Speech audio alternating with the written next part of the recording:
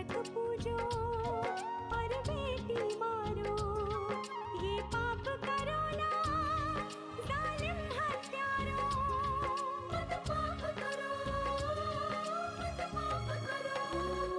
क्यों मारते हो बेटियां जब पूजते हो कंजती। तुम्हें माँ ने जन्मा और दूध पिलाया, इस दूध का तुमने ये कर्ज चुकाया, ये कर्ज चुकाया। बेटी की हत्या का पाप कमाया। मत पाप करो, मत पाप करो। क्यों मारते हो बेटियां जब पूजते हो कंजती। बिन बिटिया स्वर्ग अधूरा। आप जल्दी से चेंज कर लीजिए, खाना खा लीजिए। मतलब मैं खाना खा लूं? अरे मेरी फूल सी बच्ची रोते रोते सो गई है, उसने कुछ नहीं खाया। मेरे गले से निवाला उतरेगा क्या? राम जी भला करे, जिस छोरी की जात पात का नहीं पता, ये नहीं पता कि वो कहाँ से आई है, अरे उस छोरी के पीछे अपना धर्म क्यों भ्रष्ट कर रहे है तू? देखो बेटा, शराब न पीने का वादा मुझसे कितनी भी बार कर लो, लेकिन उससे कुछ नहीं होगा। बात तो तब है जब शराब न पीने का वादा तुम अपने आप से करो और उसे निभाओ। तब तुम्हारे कदम शराब खाने की तरफ कभी नहीं बढ़ेंगे।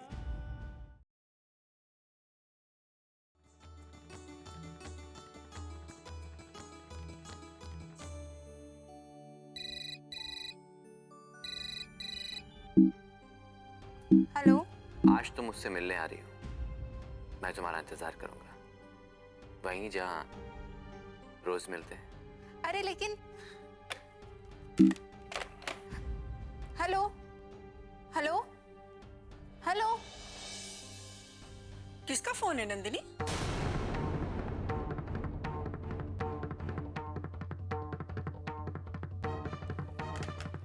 किसका फोन था नंदिनी? किसी का नहीं माँ, मैं यहाँ से हेलो हेलो बोल रही थी और कोई जवाब ही नहीं दे रहा था। पता है नंदिनी, जब इस तरह फोन आता है ना, घंटी बजती है, कोई बात नहीं करता, तब मुझे लगता है कि हो सकता है लक्ष्मी का फोन हो सकता है वो हम सबको याद करती हो और उसका बात करने का मन करता हो सकता है। नारायण के बारे में सोचती हूँ तो बहुत बुरा लगता है। पता नहीं भगवान मेरे बच्चे को कौन से कर्मों की सजा दे रहा है। हमेशा गुमसुम रहता है, ढंग से बात नहीं करता। अभी तो तू घर में ही है, थोड़ी बात कर लेता है तुझसे, लेकिन जब तू भी विदा होकर चली जाएगी तो किससे बात करेगा वो? टूट जाएगा मेरा बच्चा, टूट जाएगा वो।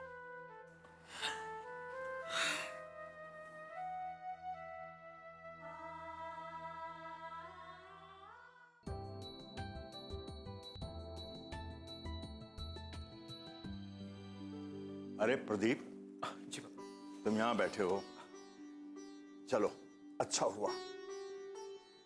मुझे तुमसे कुछ बात करनी है। हाँ पापा बोलिए ना। क्या? लो लक्ष्मी भी आ गई। अब तुम्हें मुझे बताना है कि मैंने जो कुछ भी सोचा है वो सही है या नहीं। अंकल जी, मैं आपको क्या बताऊं? आपने जो सोचा होगा वो सही ही होगा। अरे नहीं भाई नहीं, जरूरी नहीं कि बूढ़े आदमी हमेशा सही बात कहें। दरअसल मैं ये चाहता हूं कि अश्विन फिर से शादी कर ले। अरे क्या हुआ, तुम दोनों एकदम से चुप क्यों हो गए? जी वो आपने अचानक से पूछ लिया ना, इसलिए। वैसे अंकल जी, आपने जो सोचा है बिल्कुल सही सोचा है।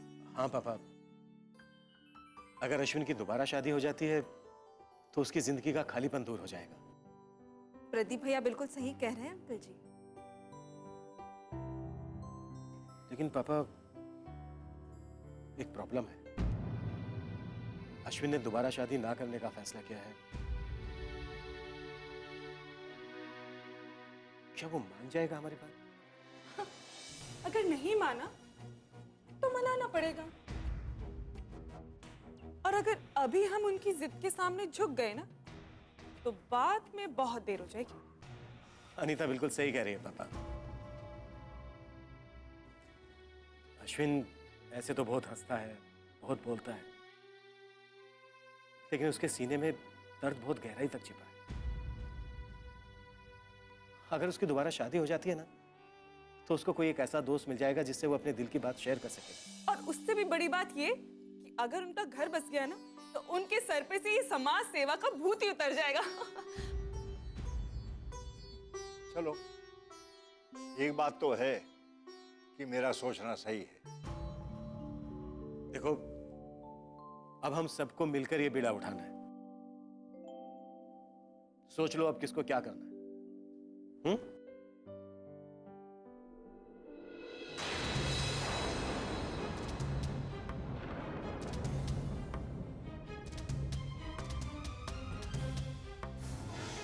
अंकल जी,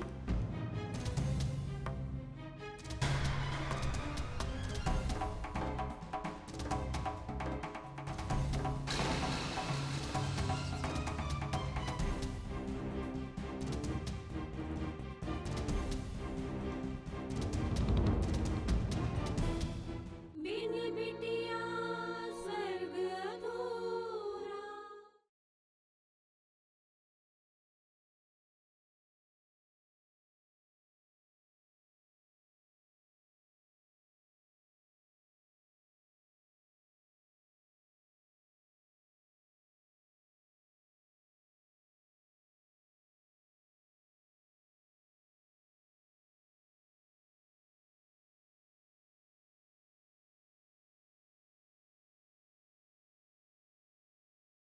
बिन बिटिया स्वर्ग अधूरा।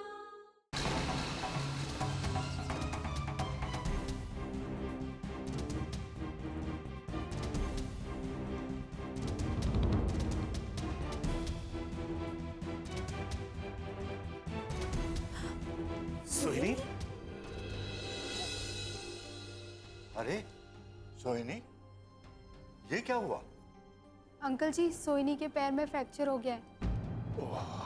फ्रैक्चर? अरे हाय राम, ये फ्रैक्चर कैसे हो गया? भाभी, वो एक्चुअली हम कॉलेज की सीढ़ियाँ उतर रहे थे जल्दी जल्दी और इसका पैर स्लिप हो गया और ये गिर गई। हे भगवान, सोहिनी तुम भी ना शादी में नहीं जाना है क्या? मुझे नहीं लगता ये जा पाएगी क्योंकि डॉक्टर ने इसे कम से कम 7 दिन आराम करने के लिए कहा है। सीमा बेटी, तुमने सोहिनी को घर तक पहुंचा दिया, इसके लिए बहुत बहुत धन्यवाद। अंकल जी, अब मैं अपनी दोस्त के लिए इतना नहीं करूंगी तो दोस्ती का फायदा ही क्या। चल सोहिनी, मैं चलती हूँ, तू अपना ध्यान रखना। थैंक यू सीमा। भाभी, हाँ अच्छा, आराम से। आराम से। नमस्ते अंकल। जीते रहो। Thank you. सही कहा किसी ने, कल क्या होना है किसी को पता नहीं।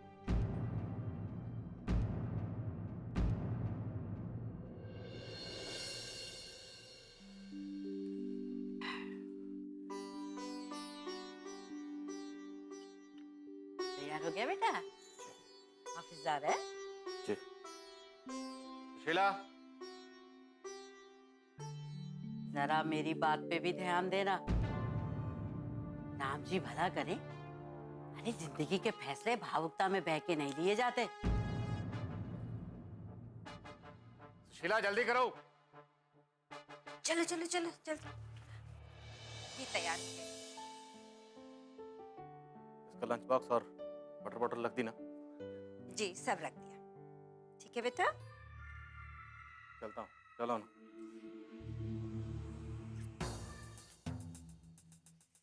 बाय बेटा। Bye bye. राम राम राम राम राम। कितना भी समझा लो किसी के भेजे में अकल नहीं आती। ये सबके सब भ्रष्ट हैं यहाँ।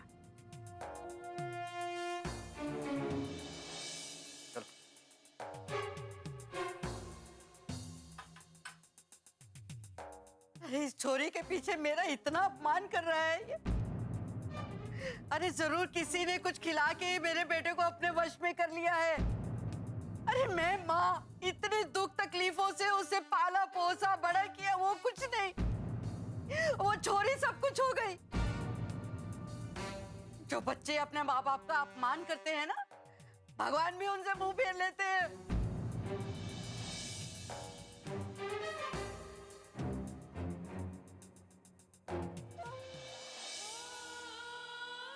आप तो माँ है, फिर भी अपने बेटे की खुशी नहीं समझ पा रही। अभी भी अपना ही स्वार्थ पूरा करना चाहती हैं। एक बार, बस एक बार सिर्फ माँ बन के सोचिए, फिर आपको इनसे कोई शिकायत नहीं होगी।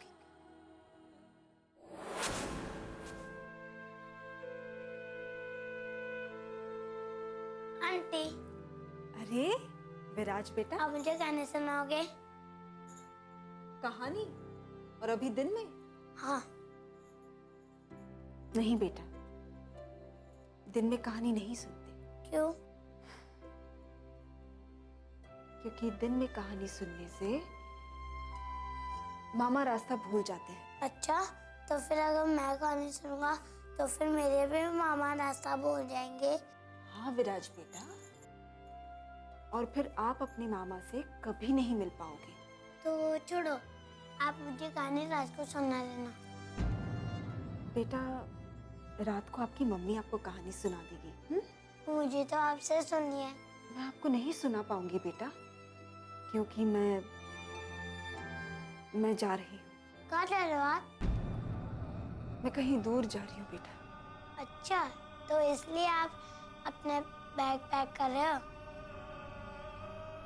हाँ बेटा, तुम तो बहुत होशियार हो। हो तो मेरे अश्विन चाचा भी बैग पैक करते जब वो कहीं जाते हैं। अच्छा बेटा, तुमने अपना स्कूल का होमवर्क खत्म कर लिया? हाँ, लेकिन आप मुझसे कभी नहीं मिल पाओगे।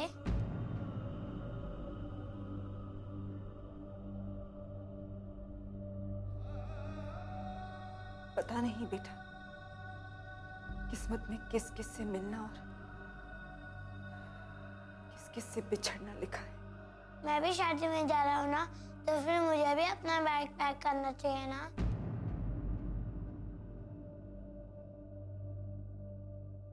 मैं जाता हूँ।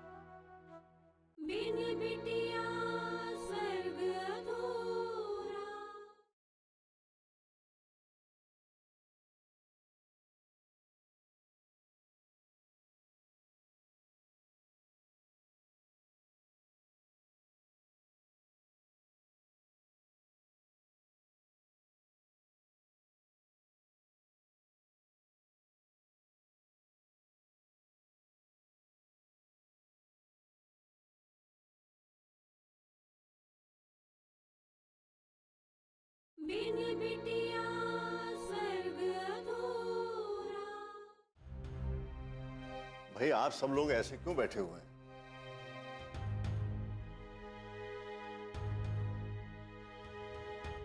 क्या हुआ?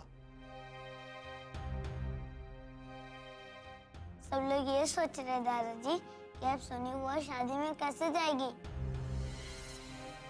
हाँ, ये तो सोचने वाली बात है भाई।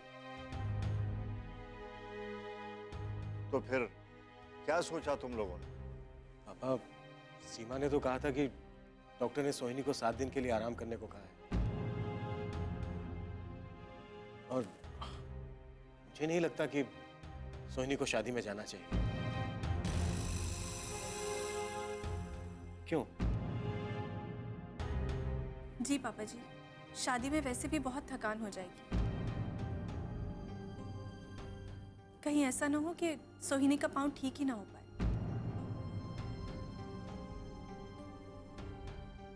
पापा, मेरे ख्याल से भी सोहिनी को नहीं जाना चाहिए। पैर में चोट लगी है, ये भी परेशान होगी और जहां जाएगी वो लोग भी परेशान हो जाएंगे।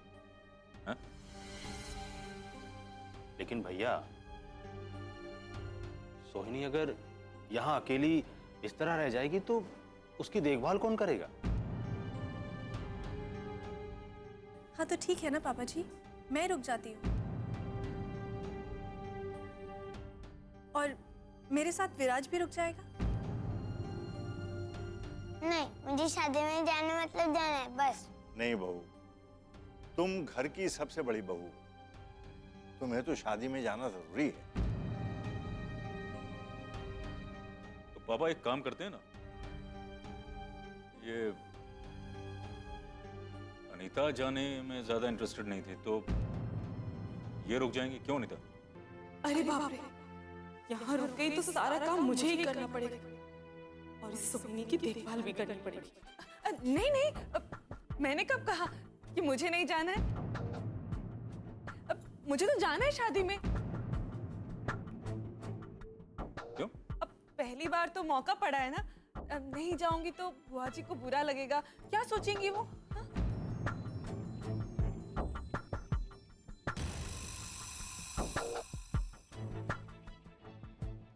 तो फिर सोहिनी का क्या किया जाए?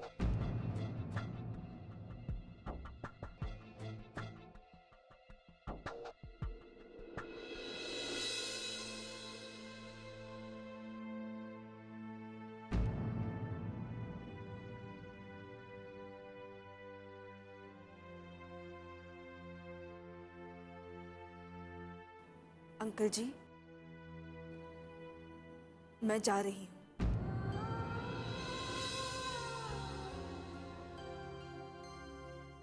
आप लोगों ने मेरे बुरे समय में मेरा साथ दिया।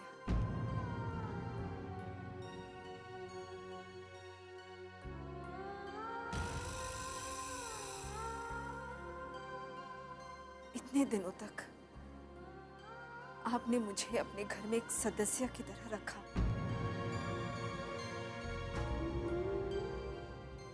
प्यार दिया।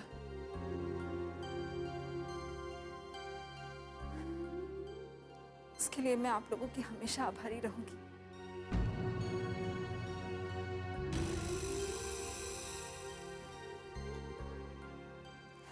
लेकिन अब मुझे जाना होगा।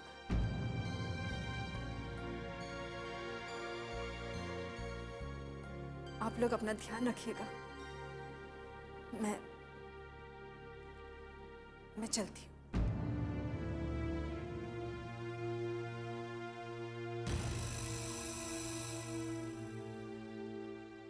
लक्ष्मी, मैं आपको छोड़ देता हूँ। नहीं नहीं अश्विन जी, इसकी कोई जरूरत नहीं। लक्ष्मी, अकेले कैसे जाएंगे आप? मैं छोड़ देता हूँ आपको। मगर मैं... लक्ष्मी, अभी तुम्हारे जाने का समय नहीं हुआ।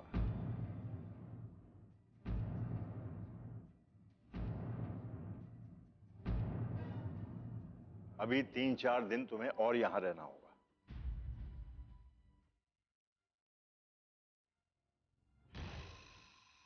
जब तक हम बनारस से शादी से नहीं वापस आ जाते, तब तक तुम्हें यहीं सोहिनी के साथ रहना होगा।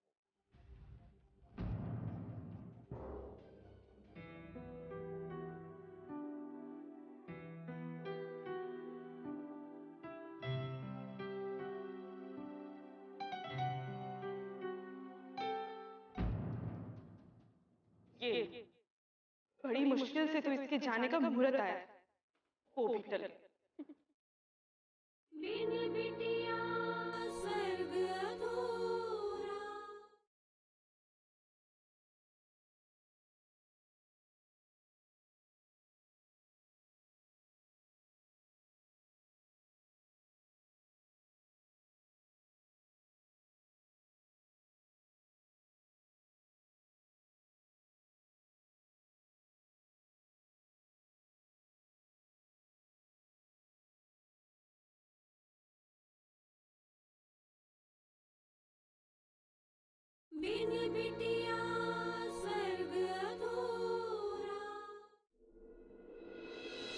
सुशीला, जी